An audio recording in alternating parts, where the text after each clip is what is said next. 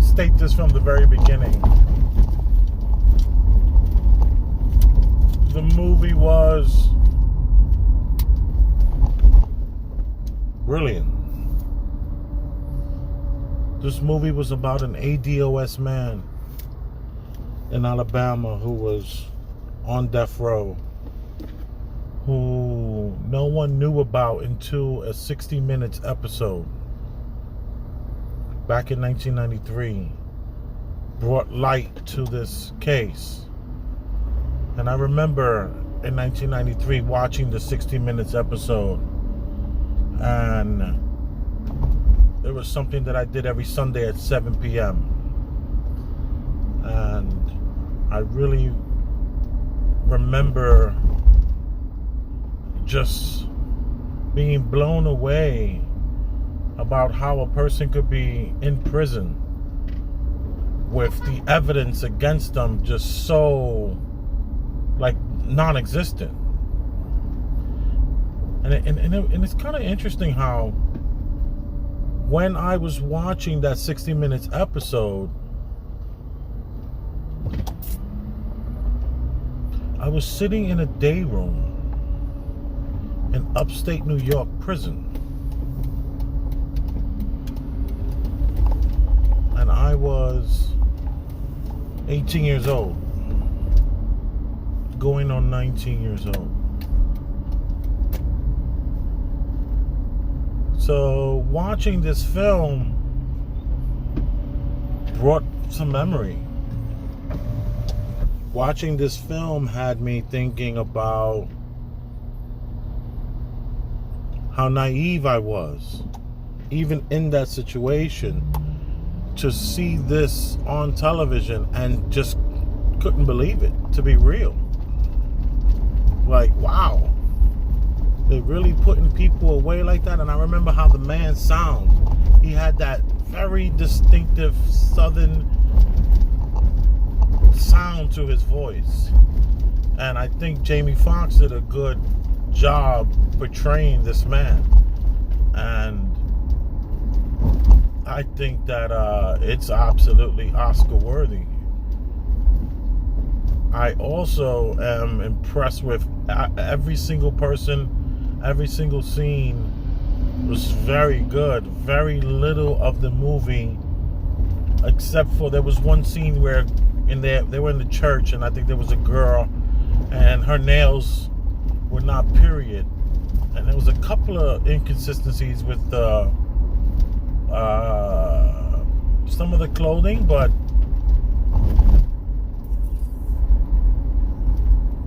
you know, it's a period piece, but it feels like, especially knowing what we know what's going on in Mississippi with the prison systems over there, with the riots and how the prisoners are running the prison, you know, these southern places in America where there are prisons are pretty disgusting what a person can go through. And I mean, we got a guy who went through being being on death row before being sentenced to death row, and then the jury came back and they only recommended a life sentence, where the judge was like, the hell with that, we're gonna give you the death penalty. And it's just so interesting how I know as of late, the last few years, I've been seeing tons of people from the 90s, it's been about 20 years now, going on 30 years, that are now being released from these life sentences, because, you know, it was just like this war, the war on ADOS. If you're not familiar with that term, that's American descendants of slaves. It's like this war that was raging on blacks in America. It's like the effects is just constant. Like, this movie was about a guy who was arrested in the 80s and got freed in the 90s. And every time I look up in the news, they're freeing somebody who got busted in the 90s. And they're getting them out 20 years later, 30 years later. And it's just like, never-ending cycle of, kicking you. It's like a free-for-all. It's like, I listened to Yvette Carnell, and Yvette Carnell talks and speaks of how the success of America all came from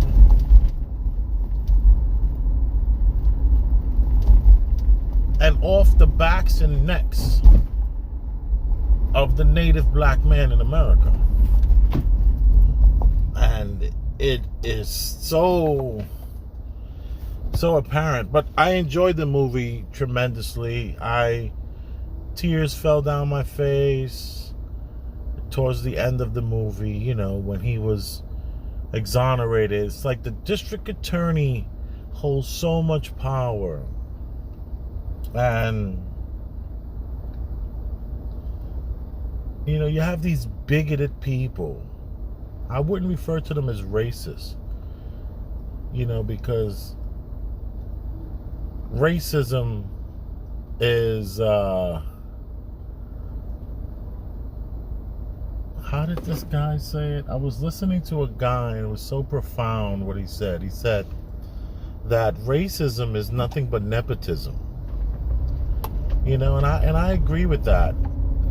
And you pass that on, and people don't even know why they do the things they do and act the way they act.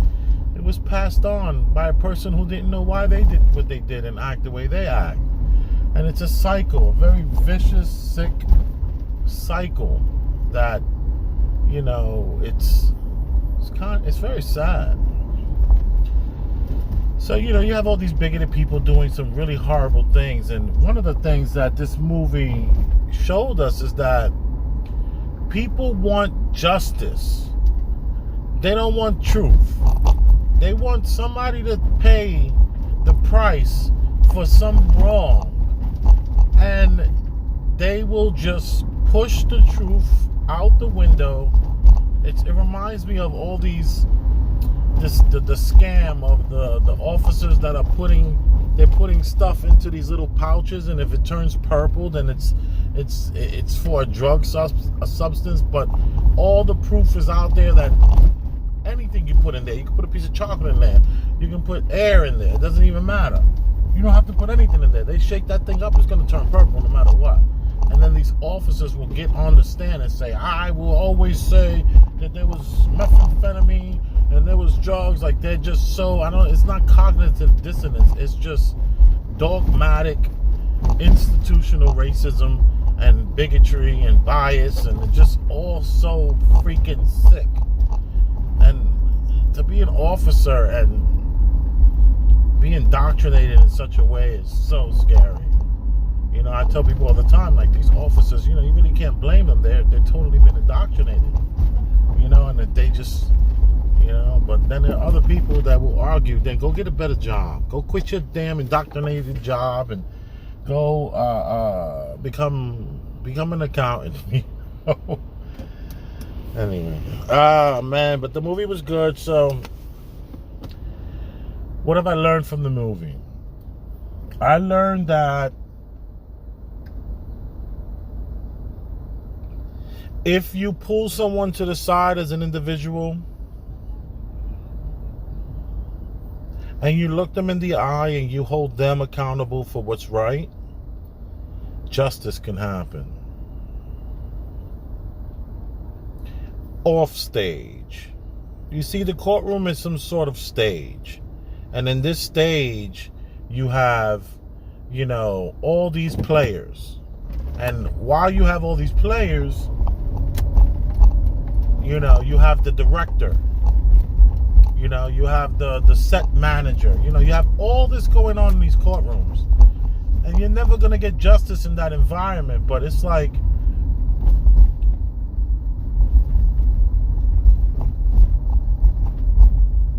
the star of the show, who was Killmonger in that movie that I hated so much. What is this? His name is Jordan, B. Jordan. Michael B. Jordan. Something to that effect. I don't know why I'm messing up his name or feel weird and confused. I also want to say this. Once again, I don't do any trailers. I don't do any previews. So this was just like on the cuff, me knowing that, there was a movie representing ADOS. So I said, I'm going to go see it. And I went to see it, and it was amazing. It was phenomenal. It was really, really, really good. And it's, I would say Jamie Foxx is once again Academy Award winning. Michael B. Jordan, I wouldn't say Academy Award winning because, he was really great. He was really good. But it was at this moment, it was hard for me not to think of Killmonger. It was hard for me not to think of Creed.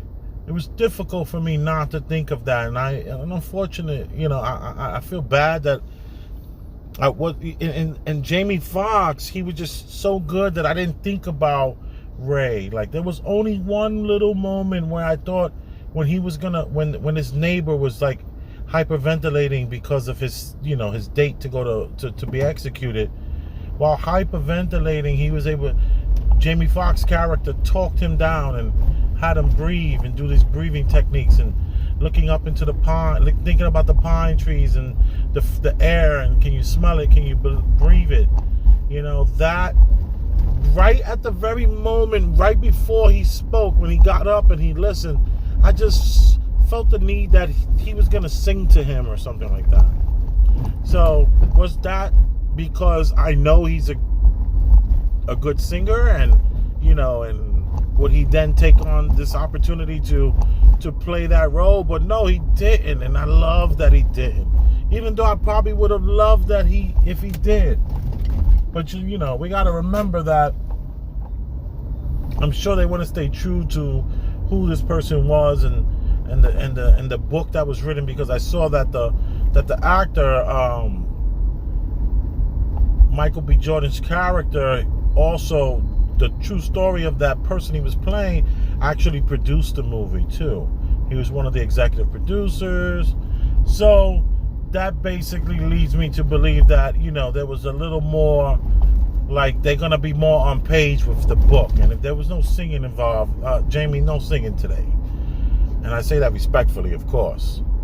But it was really good to see that much ADOS in the movie about ADOS, because lately we've been bombarded by all these African and Caribbean Brits that are coming into America, and under the tutelage of Comcast are doing massive amounts of ADOS roles in which they should, not that they shouldn't be in, but it's unnecessary. You guys, it's just an unnecessary need for, like what's the movie where they have these horrible Southern accents, where they're like this TV show where they're like zombies and all that, and these are like the main guy's like Australian, one of the women there is British. There's just no Americans in America acting. I mean, there's so many people in America that can do these roles, but the system push who they want to push when they want to push it, and I understand. But it was good to see so many ADOS people, and it looked good. It was lit well. The scene when he was in the family's home and everyone came out to hear what this lawyer had to say, was really good.